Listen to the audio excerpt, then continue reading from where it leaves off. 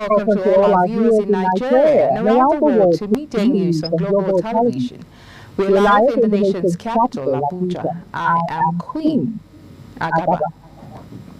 The Katsina State government has appealed to the federal government to tackle insecurity in some parts of the state, stressing that poverty, injustice and illegal mining are major factors fueling the menace.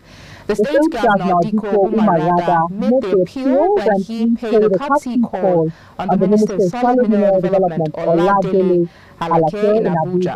Sharona J has details.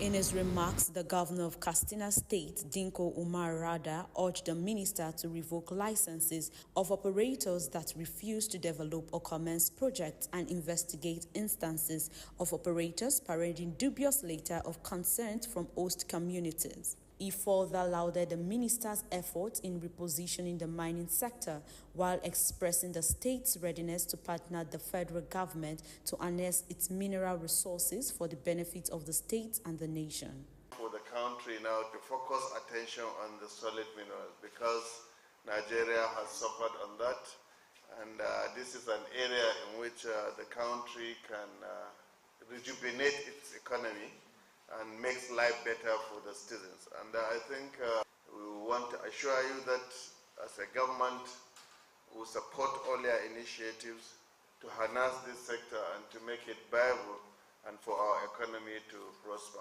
In his response, the Minister of Solid Mineral Development, Oladele Alake, explained that the federal government places premium on Katsina in its plans for the development of the mining sector because of the large deposits of valuable minerals. He further urged states to seek approval of the federal government before making policy pronouncements on mining activities. I'm proposing a retreat with all the governors to resolve areas of misunderstanding and conflict and misperception. For instance, we've heard from several states governors making policy pronouncements on the solid mineral sector, which is not ideal.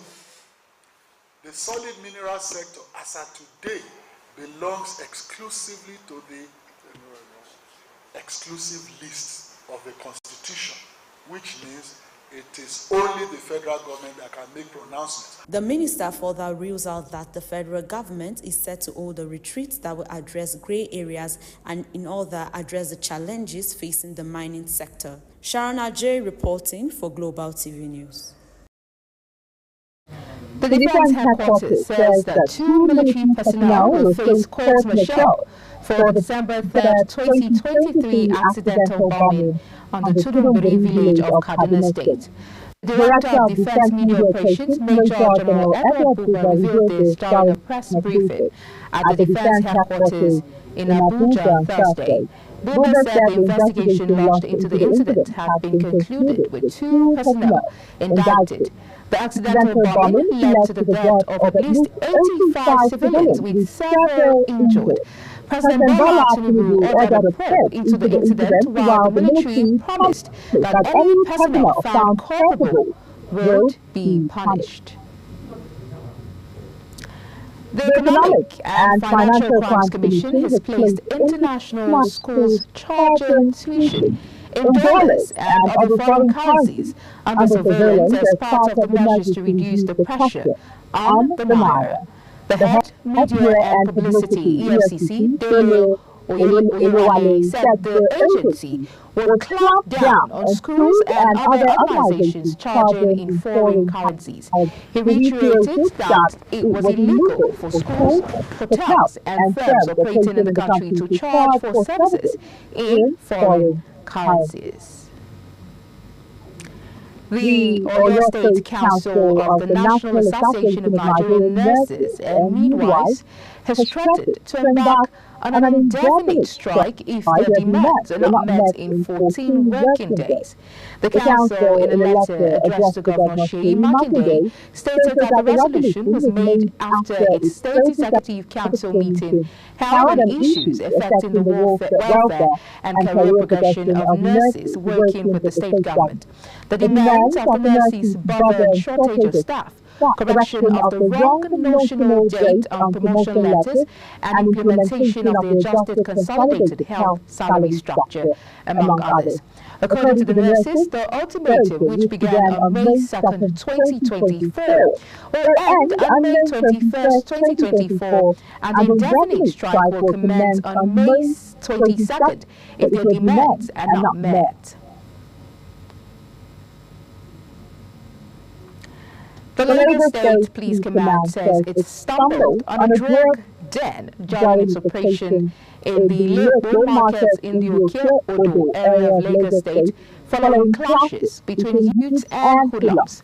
The State Police Public Relations Officer Benjamin Hundeyi says that in an attempt to dislodge the hoodlums, the law enforcement officers stumbled upon a hidden drug den that had been operating in plain sight.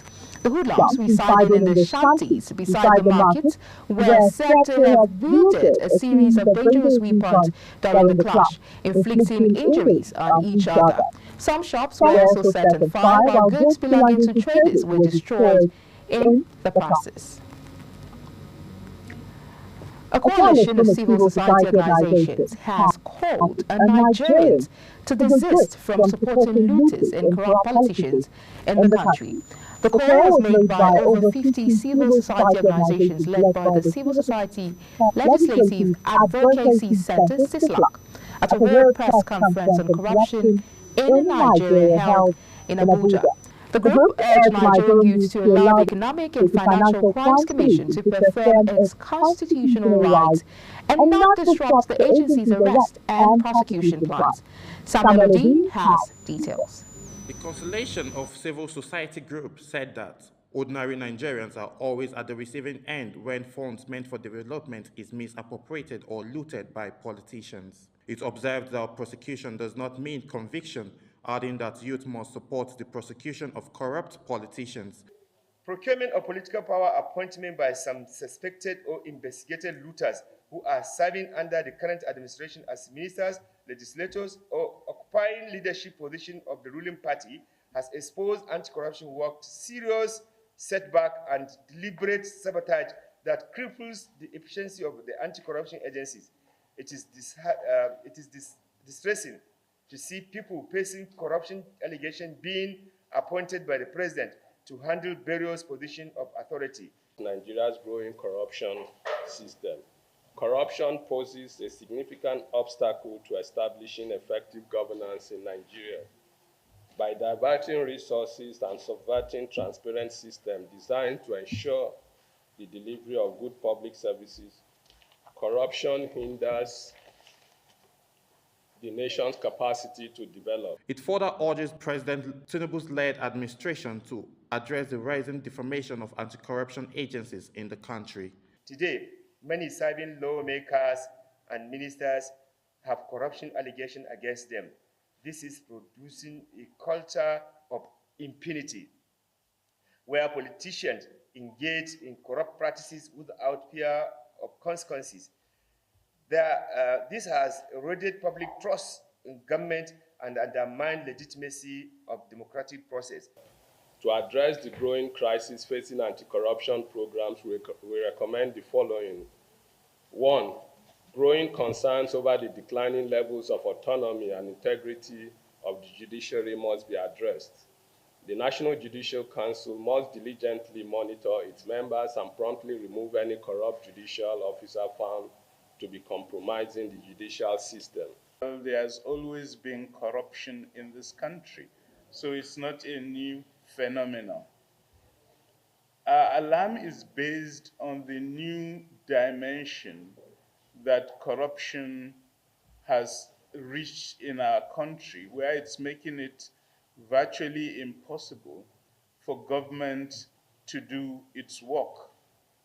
The work of government is to provide for the welfare and security of Nigerians, and increasingly government is not able to do that. They noted that Nigerians have their hopes on democracy despite its flaws and urges anti-corruption agencies and judiciary to do the needful. I am Samuel Odi reporting for Global Television. The Katsina State government has appealed to the federal government to tackle insecurity in some parts of the state, stressing that poverty, injustice and illegal mining are major factors fueling the menace. The state governor, Diko Umar Rada, made the appeal when he paid a courtesy call on the Minister of Solid Mineral Development, Oladele Alake in Abuja. Shaila J has the rest of the story. Well, we'll take a quick break. Now, don't forget you're watching Midday News coming to you live from Nigeria's capital, Abuja. We're in Star Times, channel 276. Kindly follow us on our social media platforms using @Global TV NG and other handles now showing on your screen. When Midday News returns, federal government begins 15-day emergency fuel supply. This and other stories coming right after this break. Please stay with us.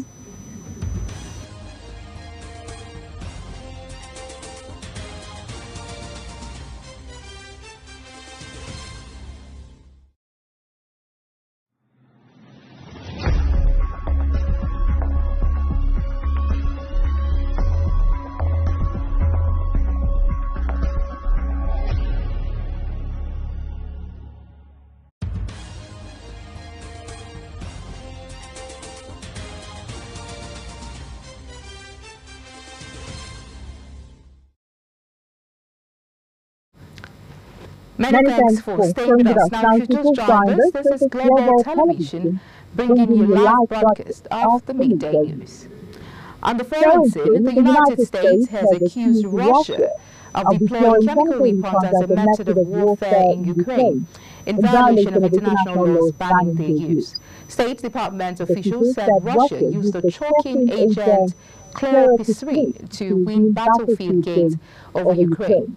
The Organization for the Prohibition of Chemical Weapons, or PCW, a global watchdog that oversees implementation of the CWC, said a chemical weapon is a substance used to cause intentional death or harm through its toxic properties.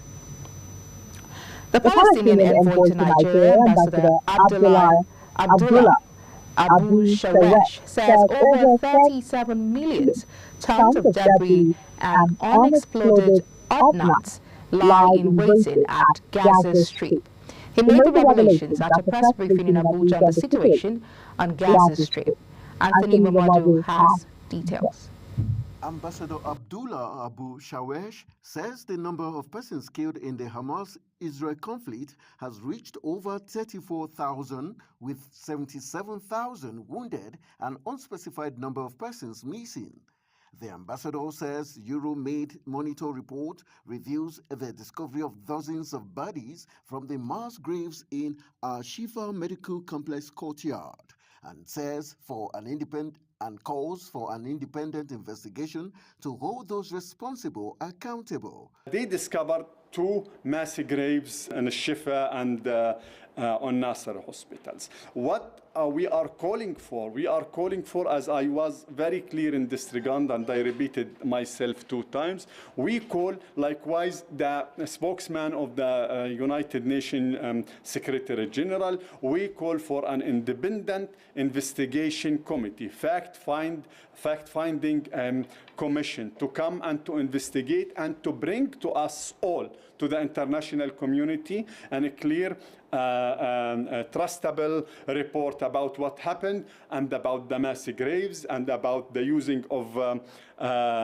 banned weapons, part of these banned weapons. He also called for the independent investigation of the October 7th, 8th and 9th events that have shaped the conflict and Israeli occupation, while decrying the struggle of 155,000 pregnant women and children for survival. To what happened in the Security Council, to their statements in the Security Council, they used to deliver on a very strong, very direct, very clear statement, even against the United States of America when they used the veto 5 times before during the last.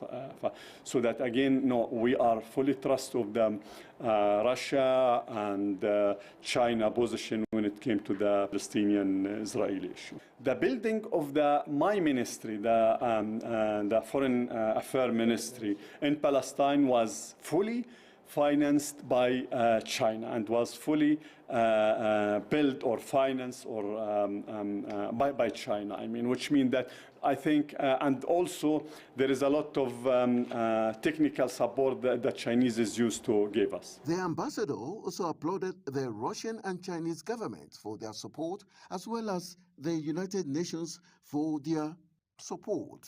Anthony Momodu reports for Global Television. The death toll from flood-related incidents in Kenya has crossed 200 since March as torrential rains wreaked havoc in some parts of the country. A cyclone barreled towards the Tanzanian coast. In the Interior Ministry said in a statement that 22 people have been killed in the past 24 hours due to triggering flooding and landslides that have destroyed crops, swallowed homes, and displaced hundreds of thousands of people. In business, the federal government has raised a total sum of 11 trillion naira through auctions and sales of treasury bills and saving bonds issuance in 4 months.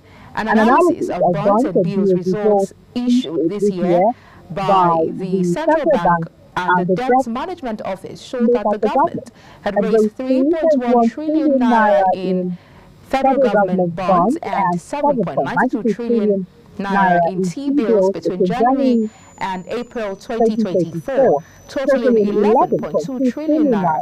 These bonds, being crucial instruments for the government's debt management strategy, serve multiple purposes, including providing investors with a relatively safe investment option, assisting in managing the country's debt profile, and facilitating efficient fund management. The Nigerian Data Protection Commission, in collaboration with the Bill and Melinda Gates Foundation, are developing open banking frameworks and a move to deepen financial inclusion. The Commission revealed in a statement on X that the purpose of the meeting was to discuss open banking frameworks for Nigeria, a project coordinated by the Gates Foundation. Open banking refers to the practice of providing third-party financial service providers with access to bank account information, transaction data, and other financial data through the use of application programming interfaces. The Nigerian Exchange Group says that it is working on plans to provide an online platform for public offers as well as expand its footprint across the African continent. This was disclosed at the 63rd Annual General Meeting of the group, which was held recently in Lagos. The platform will also provide a smarter and efficient way for issuers to raise capital, enhance the subscription process, and a personal workflow of public offers in the capital market. I beg your pardon. The Nigerian Governors Forum emphasized the need for the government and organized labor to come up with a sustainable minimum wage in the ongoing negotiations. The NGF which made the call in the communique issued at the end of its virtual meeting and signed by its chairman and Kwara State Governor Abdulrahman Abdulrazak, assured labor of government's commitment to pay the workers an improved wage. In response, the Nigerian Labour Congress and Trade Union Congress warned the state government against defaulting on the new minimum wage that will be approved during the ongoing negotiations. However, the NGF in its statement said it was assessing each state's government's fiscal capacity and the potential effect of different proposals to determine an enhanced minimum wage that could be sustained by the states. in an effort to enhance trade facilitation and create a more transparent and predictable business environment for stakeholders, the Nigerian Customs Service has launched advanced ruling so as to ensure valuation of goods before importation. Speaking at event in Abuja, the Comptroller General of Customs, Adewale Adeniyi, says the launch of the advanced ruling is a critical mechanism that allows traders to obtain binding decisions from customs administrations on the classification, origin and valuation of goods before importation. Kike Lemo has details. The Comptroller General of Customs says the launch of the advanced ruling aligns with the policy directive of President Bola Ahmed Tinubu's administration to facilitate trade and legitimate traders. He says the tools is essential for promoting trade facilitation, reducing compliance costs, and fostering a conducive business environment. Advanced ruling, as we have learned from the previous communication, is a critical mechanism that allows traders to obtain binding decisions from customs administrations on the classification, origin, and valuation of goods before their importation. This tool is essential for promoting trade facilitation, for reducing compliance costs, and fostering a conducive business environment. And recognizing the importance of this, both the World Customs Organization, WCO, and the World Trade Organization, WTO, have emphasized its significance in facilitating international trade and promoting customs compliance. According to both organizations, advanced ruling enhances predictability and transparency in customs procedures, streamlining trade policies and minimizing delays. The representative of Cluster Coordinator, Just Transition and Inclusion, GIS, and also Head of Program, Nigeria Energy Support Program, and the Acting Deputy Comptroller General of Customs on Tariff and Trade. Rules of origin and valuation of goods prior to importation into the country. This will help avail the Nigerian Customs Service with advanced knowledge and tracking of future imports, as well as streamline the import process and improve investment in Nigeria due to the clarity to bring to the processes. The Customs Boss further rules out that the launch of the advanced ruling is reflected in the policy advisory document of the government, which highlights recent achievements such as the approval to decongest the ports and make them free and accessible for importers and operators. Kike Lomo Okeri, Global Television News. And that's it on Midday News, and came to you live from Nigeria's capital, Abuja, with Star Times Channel 276. Kindly follow us across all social media platforms using @Global TV NG and other handles now showing on your screen. I'm Queen Agaba. Thank you for watching. See you again.